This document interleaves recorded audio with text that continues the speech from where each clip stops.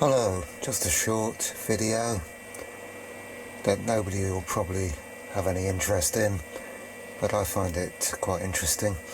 Anyway, this is my HP 53132A frequency counter.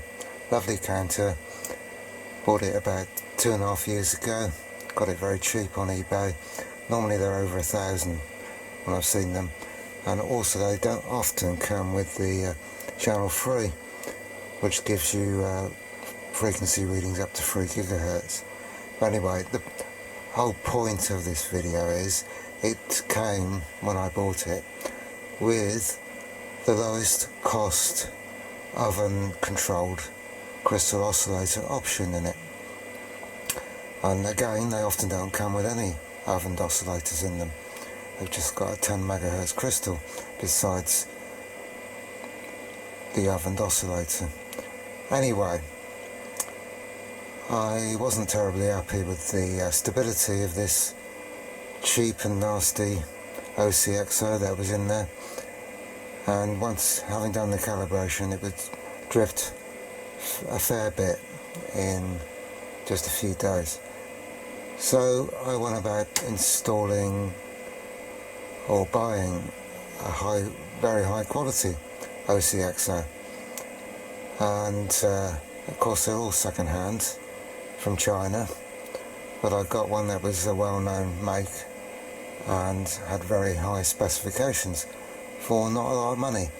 And then I had to do the calibration process, having installed it on a separate circuit board because it wouldn't fit on the circuit board that was for the original oscillator.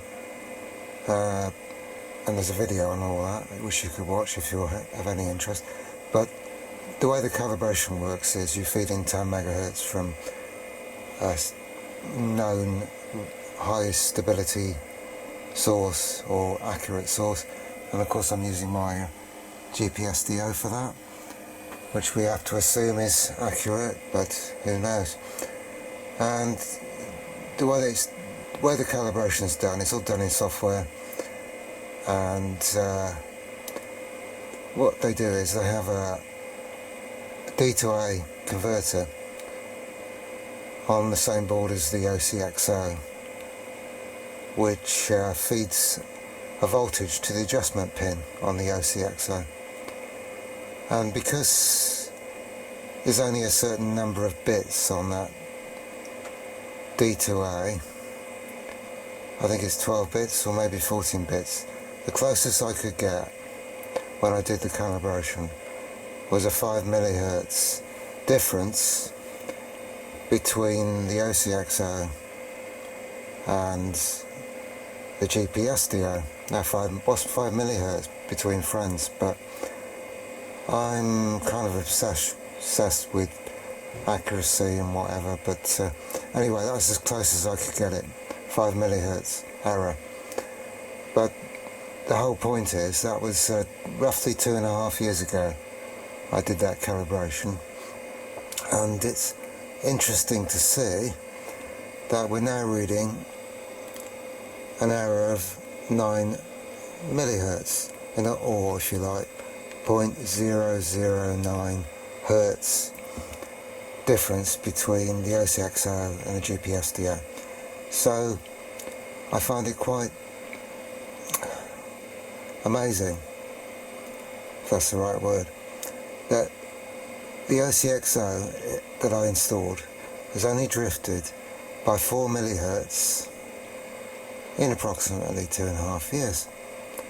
And when you consider that this counter's always left in standby mode, in other words, the OCXO is always kept working and at its operating temperature to maintain its stability.